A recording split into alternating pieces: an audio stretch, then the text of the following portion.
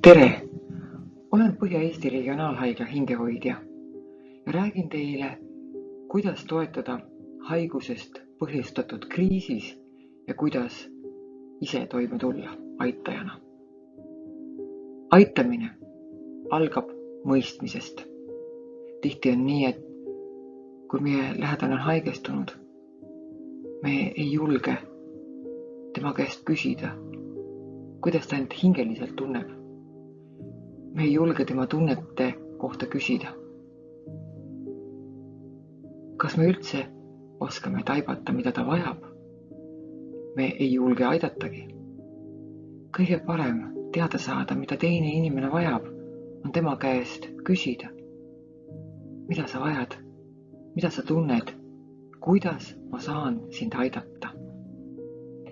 Esimene nõuanne on see, et kui lähete kas koos haigestunud inimesega või ise lähedasena arsti visiidile, on see siis arsti vastuvõtule või haiglasse külastama, kus on teada, et kohtute ka arstiga või õega, siis võtke keegi lähedastest veel kaasa. Tihti on nii, et olles arsti visiidil, olles erutunud seisundis, me ei mäleta, mida me tahtsime küsida ja me ei saa ka kõigest aru. Väga hea on enne visiiti üles kirjutada oma küsimused, oma probleemid, oma vajadused. Ja visiidil olles kirjutage üles, mida arst või õde räägivad. Ja julgelt küsige, kui te ei saa millestki aru. Ja pärast visiiti arutage omavahel, mida keegi aru sai, mida te saite teada diagnoosist, edasisest ravist, võimalustest, tugiteenustest. Et väga oluline on see, et see kõik informatsioon oleks teil arusaadav ja aitaks nii haigestunud inimest kui ka teid aidata. Inimene on tervik ja haigestumine haavab kogu inimese tervikut. Me oleme füüsiline olend ka, meil on keha. Ja niisamuti me oleme suhtlevad olendid. Meil on oma suhted oma peres, töökaaslastega, sõpradega, kogu ühiskonnaga.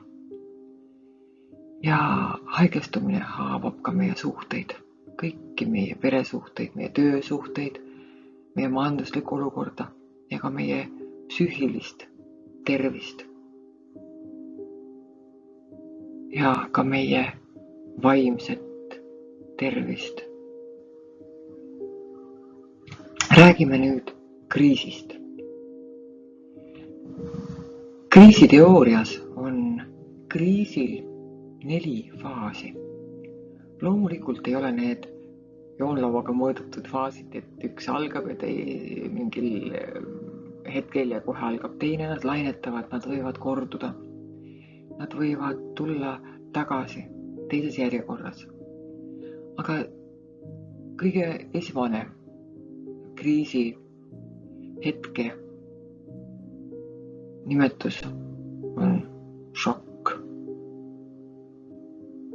See on see, kui inimene saab teada oma diagnoosist, raskest diagnoosist. Oluline on teada, kuidas toetada šokis inimest. Kõige tähtsam on olla kõrval, lähedal ja mitte jätta inimest üksi. Leida istumiseks koht ja rääkida rahulikult. Anda aega, teavet mõista. Puudutus, kuulamine, lähedal olemine. See loob turvalise atmosfääri ja teisel inimesel on kergem kanda rasket uudist. Pakkuda vett, pakkuda sooja teed kui võimalik ja kindlasti mitte lubada autot juhtida. Liikluses olla tema kõrval. Järgmine kriisi etapp on reaktsioonifaas. Kuidas see elus on, see on individuaalne. aga oleme kõik tundnud, kuidas tunded löövad üle pea. Ja nii on ka haigestumisel. Kui see esimene šokk on möödas, siis tunded löövadki üle pea. Me hakkame mõistma, mis tegelikult on juhtunud. Ja vahelduvad nutt ja kurbus, süütunne, viha, lootusetus. Ja inimene võib muutuda agressiivseks ja süüdistavaks. Ja oluline on meeles pidada, et kõik tunded on lubatud ja vajalikud. Tunded peab saama välja elada. Ja mida saab teha aitaja? Ta saab olla kõrval ja pidada vastu neile ägedatele reaktsioonidele, ilma neid ära seletamata, ilma neid keelamata. Ja tundeid saab peegeldada ja ka mõtteid saab peegeldada.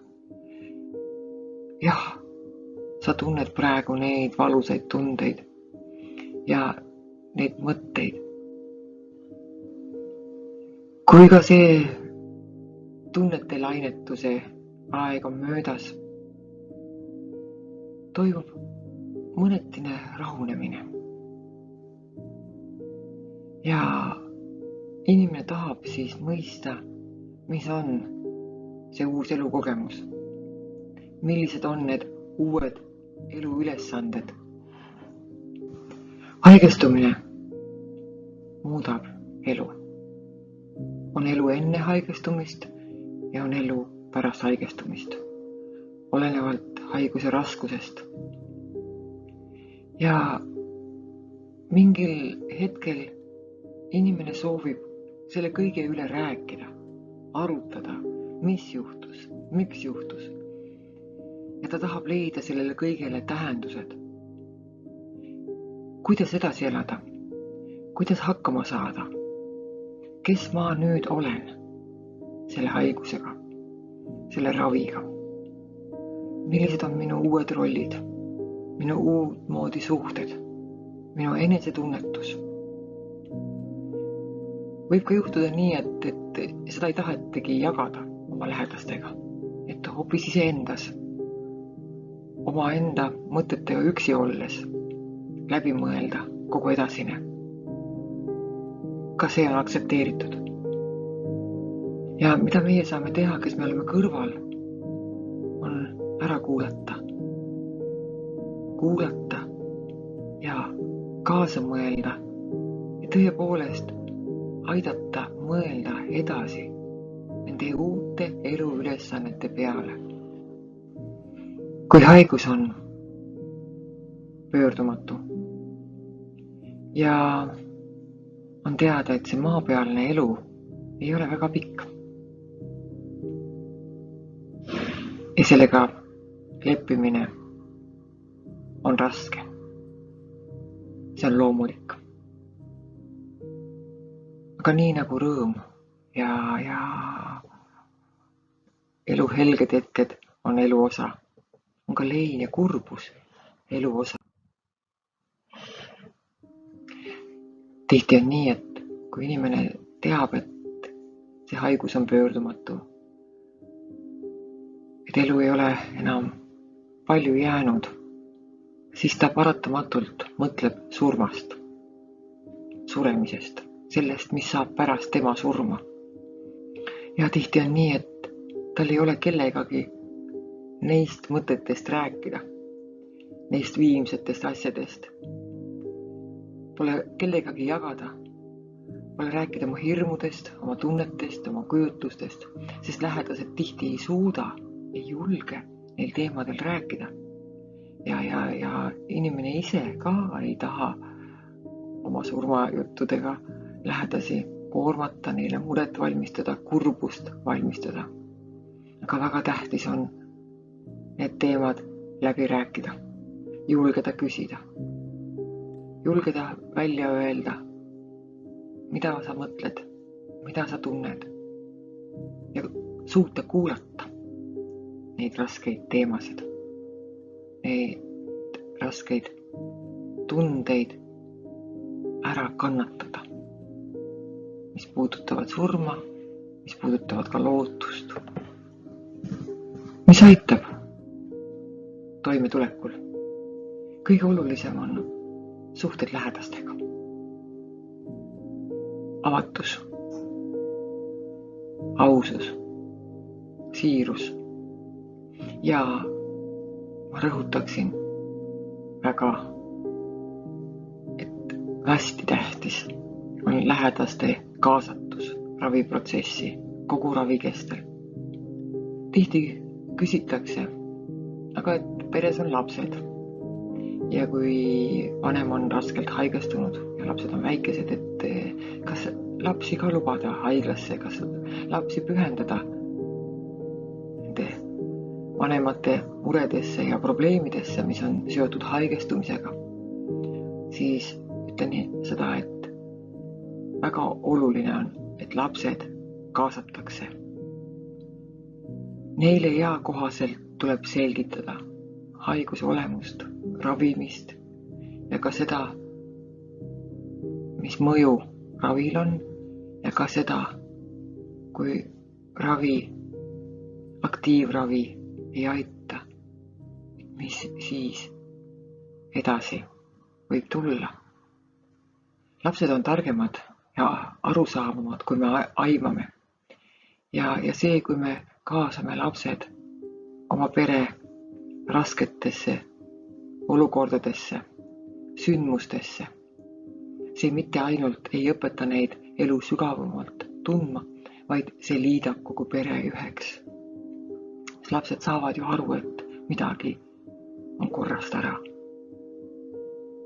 Ja nad vajavad ka selles kriisiolukorras tuge, selgitamist, mõistmist, oma tunnete avamist. Ja mitte ainult lapsed, kõik peres vajavad seda. Nii haigestunud inimene kui kogu pere peavad saama rääkida oma muredest ja tunnetest. Ja mis veel aitab toimetulekul on elu jaatav maailmavaade ja eluväärtused, et kõikide raskustega on võimalik toime tulla üheskoos. Et igasugune eluraskus on elukogemus, on uus elu ülesanne ja ühiselt jagatud raskused, mured, probleemid kasvatavad kogu peret, kogu lähedaste ringi, sõprade ringi, elu tundma õppimisel, elu ülesannete täitmisel ja inimeseks kasvamisel. Mida küsida oma haigestunud lähedaselt? Ma siin annan mõned toetavad küsimused, aga loomulikult teate te ise, kuidas küsida ja mida küsida ja millal küsida. Aga küsige, mis on sulle oluline praegusel eluhetkel. Mida sa tahad või mida sa ei taha, et mina või meie sinu heaks teeksime? Ja mida sa tahaksid jõuda teha?